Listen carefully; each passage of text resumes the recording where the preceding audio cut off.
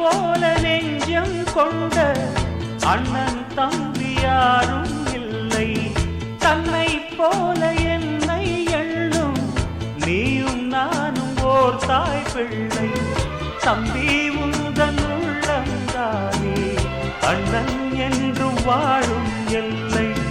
ஒன்றாய் காணும் வானம் என்றும் ரெண்டாய் மாற நியாயம் இல்லை. கண்ணோடுதான் உன் வண்ணம், நெஞ்சோடுதான் உன் எண்ணம்.